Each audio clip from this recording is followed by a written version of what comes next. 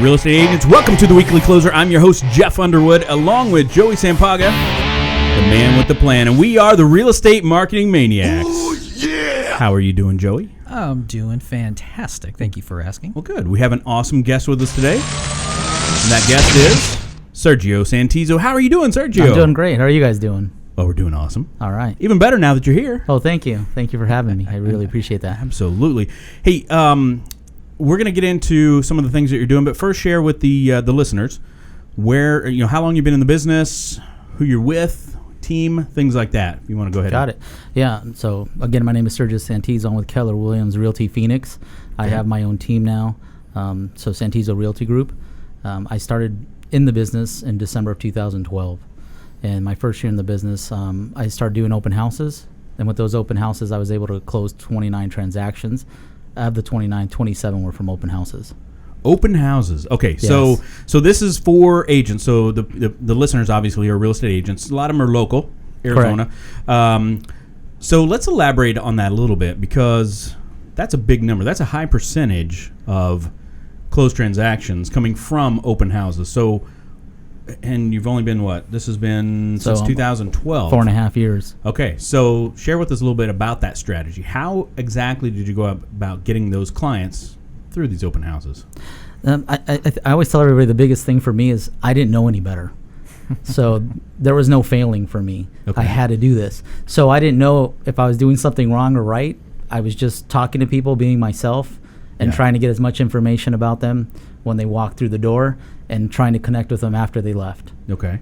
Did you use anything, any fancy equipment, no sign-in on this? No. Or, what did you do? I slowly started learning. So, just like everybody else, my very first open house, I was really gung-ho. I wake up at 5 in the morning, and nobody told me any different. So I said, you know what? There's got to be people that wake up when I do. So I decided to have my first open house at 8 in the morning. No one told me no. So 8 to 9 o'clock, I had nobody.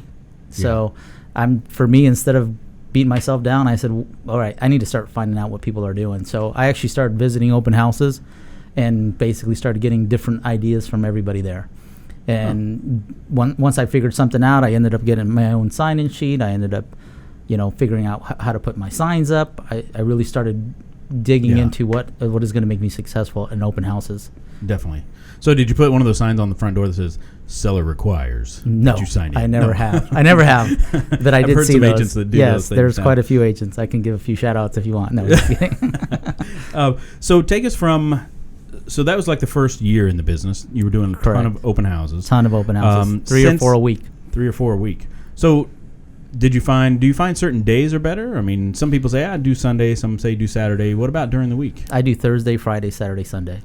4 days. 4 days. Okay. Those are the 4 days. I tell everybody, for me, preferably is probably 1 to 4, 1 to 5. Okay.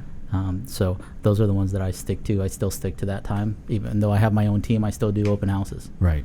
So So let's transition to that. So you went from doing open houses, solo agent, basically, to now having a team. So correct. Tell us how that growth happened. What did you see as like one of the biggest obstacles, and how to overcome that when you're part of a team or when you're building a team? Yeah, I was actually part of a team when I joined. So everyone said join a team. It made more sense. Yeah. But I started growing so fast that I left the team after about a year. So what I did that's probably different is I actually owned my own business before. Okay. So by looking at that, I kind of had an idea of what to do next. And I think that's probably the biggest thing that I see with agents now. When they do get busy, they get themselves so busy that then they hire an assistant. Right. So after my first year, I talked to my wife and I said, I have to hire an assistant.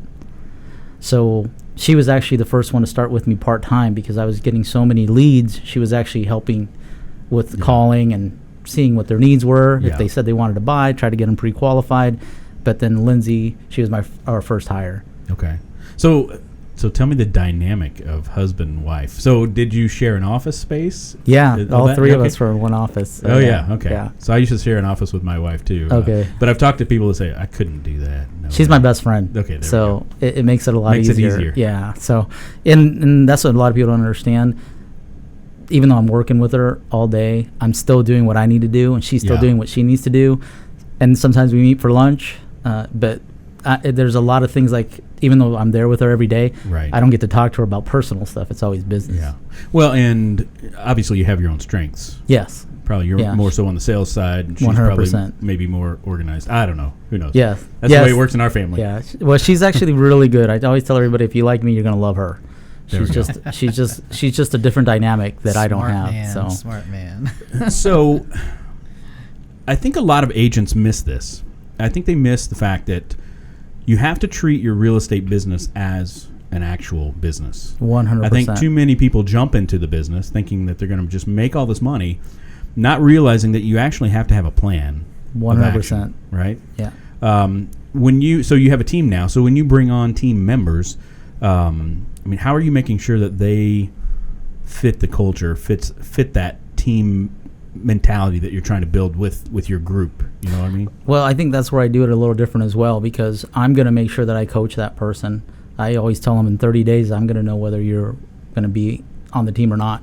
Yeah. I give them a 90-day probation. But now with the systems that I have with my wife, we actually interview. We do 3 different interviews. Interview myself I interview with me, then I interview with my wife and me, and then we interview with the actual assistants. Got it. So for me, once you're on the team, I'm pretty clear after about 30 days of whether you're going to be on the team or not. Okay. So share with us a little bit about how you're generating leads today. I know earlier we were talking a little bit about social media and all that, and you're not doing a ton of social stuff, but what about, so where are the leads coming from? What are you doing in today's market to be successful? So a lot of the leads are coming from open houses. So I'll break it down for you. 50% of my business right now is from referrals. Okay. 20% is from Zillow, and then the other 20% is from doing the open houses. Got it. Our team does probably 8 to 10 open houses a week. Okay. So, but the majority of it, that's the other thing that I built, I think is a little bit different and a little bit harder for some people to do. You might be a wonderful agent, get them closed, but it's that relationship that you build afterwards that keeps them coming back. So what is something? Name something that you do to continue getting that referral business. So, and when you say referrals, is it coming from your past database? Clients. So past clients more so than other business partners outside of real estate. Let's say. Yeah. So it's mostly past clients. All past clients. So to take you back into a different part of that, I used to do audio and video for corporate events. Okay. Yeah. So General Motors, EA Sports, they were my biggest clients. So I wasn't home. I was probably traveling 250 days out of the year. Wow. Okay. Yeah, so that's one of the reasons why I changed my profession, because my wife said we have 3 boys and I'm done being a single mom. Yeah. Because I was never home. Absolutely. So by looking at that, it was the transition that I did, and knowing that how I built my business before, because that business was 100% built on referrals. So I couldn't promote, I couldn't spend anything, I couldn't have an ad. I had to really promote myself. Okay. So that's basically what I took into real estate, is promoting myself and making sure that I am touching the clients after they're done, making sure to find out, a month afterwards, hey, how's everything going? How do you like the house? Yeah. So do you have a specific system that you use that will, whether it's drip campaigns or whether it's like notifying you on when to call back people, right? Correct. So we use Boomtown. So Boomtown, we put a campaign or a drip. Yeah. And that drip reminds us what we're supposed to do. Make a phone call. So we also send anniversary cards. We send happy birthdays. So we always touch them in one way or another, and we keep it all in Boomtown. Okay. So when did you start? So you started in 2012, but when do you think you implemented that CRM system? As far as the follow-up system. Immediately. Was it immediate? So, yeah. So for me, it was just second nature, because I already did that with my first business. Yeah. So we really stuck to the same system that I used in my previous business, of always making sure that I'm calling people, talking to them, seeing how they're doing. That's the funniest thing that I realize about agents, that nobody likes to make the phone call. Nobody likes to work? No, Get well, back to work, you slacker. Yeah, exactly. Yeah. No, they don't realize that that's part of the work. I think it's not that they don't like to work, because there's agents out there that are rock stars. They just don't think as the follow up and touching somebody as part of the work. Well, and too many that we talk to, a lot of them don't even have a CRM. Yes. So I think that you started it right away is the best. Correct. The best thing. I've talked to a lot of agents that maybe were in the business for 5 years prior to ever thinking about the fact that, I better have a CRM in place. How much money did I leave on the table, right? Exactly. By not having 100%, a system in place. I agree with that. So, all right. So if you're not using social, you're getting most of your referrals from that. Do you have any specific niche or any advice you would give an agent today if they're really trying to break into the business? I do feel that it is really good to go into your sphere of influence. Well, the other thing I see with the sphere of influence is they tell new agents to do that, and they attack them and destroy them. So what I mean by that is that they hit people and call them and email them and try to get a hold of them, that now it's crickets. Nobody wants to talk to you. Yeah. So I do think that when you're teaching a new agent, you have to contact your sphere. It's got to be a process. Yeah, yeah. Just so many people said, here, get on the phone, call 100 of your spheres, and now they never want to talk to you. Yeah, so the friend, I can see the friends already, right? Looking at their phone saying, it's Jeff again.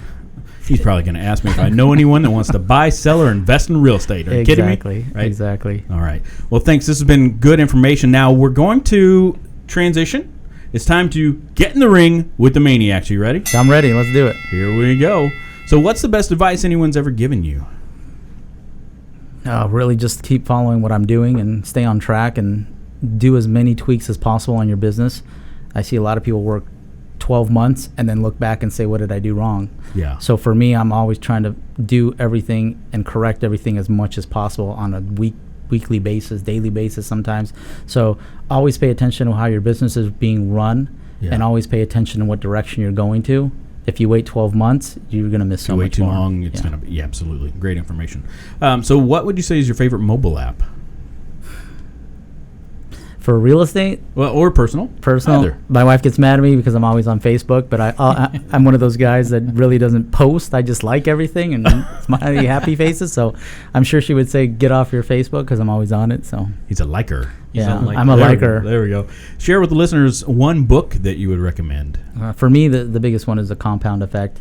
Okay. That's always been something that I've read multiple times. It's just something that when I'm thinking about business and what happens to your business if you listen to the compound effect of how your business compounds from it.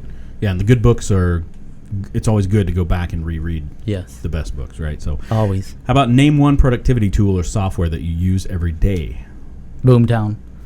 So for me, it's always going on my Boomtown, making sure I'm finding out, what am I missing? Who do I need to call? Who do I need to talk to? So always talking to my team about Boomtown. Are you caught up? So I've heard good things about Boomtown for sure. And our final question, I'm going to let you draw from this gold mask here. All right. This is beautiful. What is that, velvet?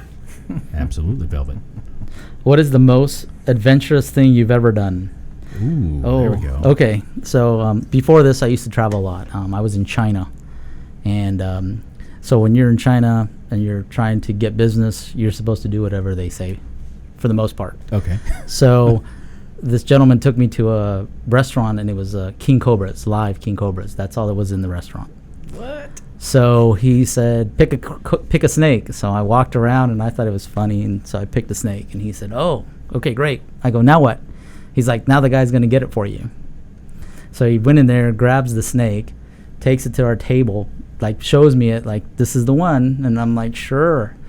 He literally grabs the end and has 2 shot glasses.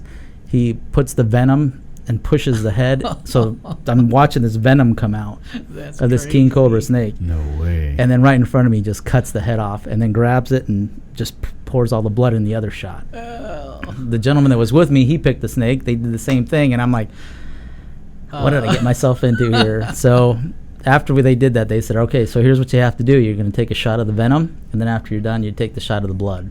Wow. Were they kidding, right? No, I did it. Did you? What did it taste like? Oh, it was bad. It They was all laughed afterwards because nobody else did it. No, they did it too. So, but afterwards I said, okay, what's the chances of me dying? He's like, about 95% that you won't. And I'm like, well, I'm going to be that 5%. So I just sat there for a while, like, because it was not feeling good going down. So, but let's see. So a venom shot with a blood chaser. Yeah.